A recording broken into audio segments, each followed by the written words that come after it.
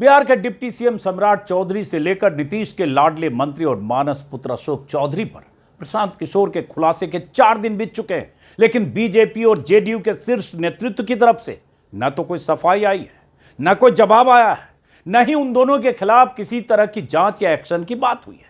सम्राट चौधरी और अशोक चौधरी को तो जैसे सांप सूंघ गया है, बोलती बंद है। सम्राट चौधरी जरूर किसी इंटरव्यू में दाएं बाएं की बात कर रहे हैं, लेकिन सीधे सवालों का, आरोपों का जवाब नहीं दे रहे हैं।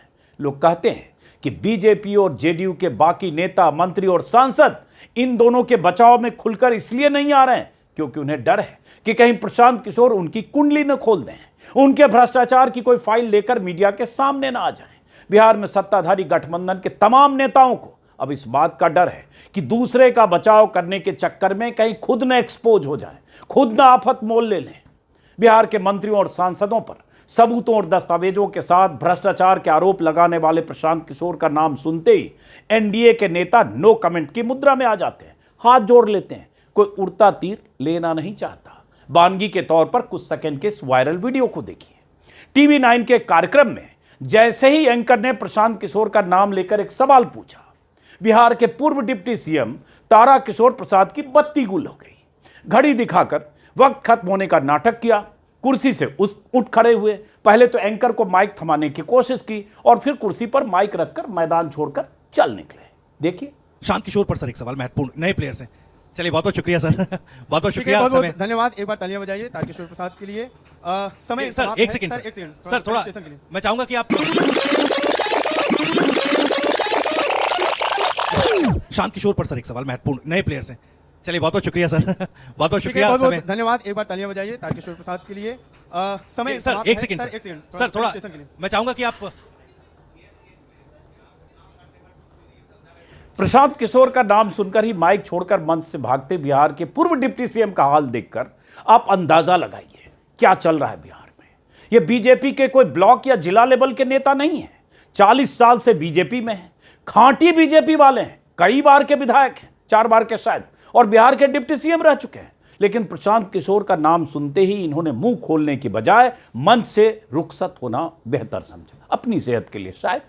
बीजेपी के ऐसे बड़े नेता भी अपनी पार्टी के नेता का अगर बचाव करने के लिए मुंह खोलना नहीं चाहते हैं तो समझ सकते हैं क्या हाल है।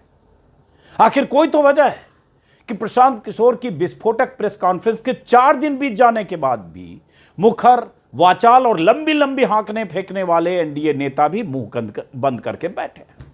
हमेशा नीतीश के दाएं बाएं दिखने वाले मंत्री अशोक चौधरी का तो हाल यह है कि 200 करोड़ की बेनामी जमीन खरीदने के इतने बड़े आरोप के बाद भी उन्होंने अपने मुंह पर ताला बंद कर रखा है। अब जरा सोचिए, जिस मंत्री पर अपनी बेटी, अपनी पत्नी या अपनी समधन के नाम पर गोरख धंधा करके 200 करोड़ की जमीन खरीदने का आरोप लगाओ, बेनामी जमीनें, कई तरह के दस्तावेज और बैंक डिटेल के साथ जिस मंत्री के बारे में सार्वजनिक तौर पर खुलासा किया जा चुका हो, वो मुंह खोलकर जवाब देने से बच रहा हो, तो इसका मतलब क्या है? लोग कहते हैं इतने बड़े आरोप के बाद भी अशोक चौधरी अपना मुंह खोलकर प्रशांत किशोर को जवाब देने से डर रहे हैं कि कहीं कुछ और न सामने आ जाए।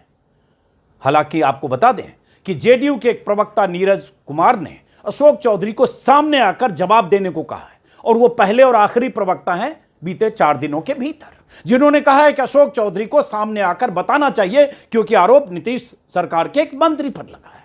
इस बीच आरा के पूर्व बीजेपी सांसद और मोदी सरकार में ही मंत्री रह चुके पूर्व केंद्रीय मंत्री आर के सिंह का एक बयान आया है कि या तो इन मंत्रियों और सांसदों को सामने आकर जवाब देना चाहिए या फिर इस्तीफा देना चाहिए। सामने आना चाहिए और उसका जवाब देना चाहिए, अगर उनके पास जवाब है तो। अगर जवाब नहीं है तो इस्तीफा दे देना चाहिए। जेडीयू या बीजेपी के दूसरे बड़े नेताओं की तरफ से बयान नहीं आया है, लेकिन अब सवाल नीतीश कुमार पर उठ रहे हैं कि क्या वो अपने उस मंत्री से इस्तीफा लेंगे या कहें तो ले पाएंगे जिस पर तमाम सबूतों के साथ भ्रष्टाचार के आरोप लगे हैं। वैसे नीतीश कुमार जिस अवस्था में हैं उसे देखकर फिलहाल तो ऐसा नहीं लग रहा है। नीतीश कुमार के आसपास की चौकड़ी के एक सदस्य के फंसने के बाद बाकी लोग तमाशा देख रहे हैं, लेकिन कुछ बोल नहीं रहे हैं। पता नहीं अंदर खाने चल क्या रहा है। प्रशांत किशोर अब तक बिहार में सत्ताधारी गठबंधन के 5 नेताओं की कुंडली खोल चुके हैं और बार बार कह रहे हैं कि उनके पास इतने कागजात और सबूत आ रहे हैं कि सहेजना मुश्किल हो रहा है।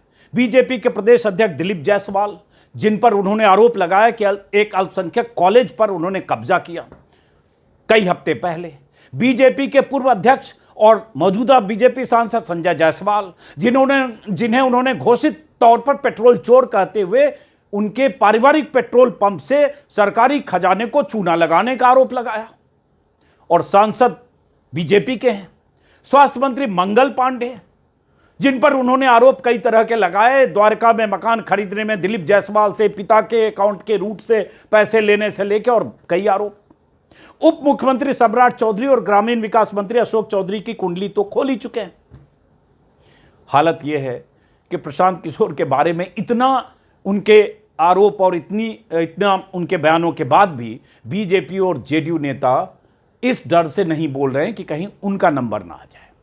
ये तो हाल है बिहार के एनडीए नेताओं का। और सबसे ऊपर शीर्ष पर जो दो महापुरुष बैठे हैं, मोदी जी और शाह जी, उनकी तरफ से भी सन्नाटा है।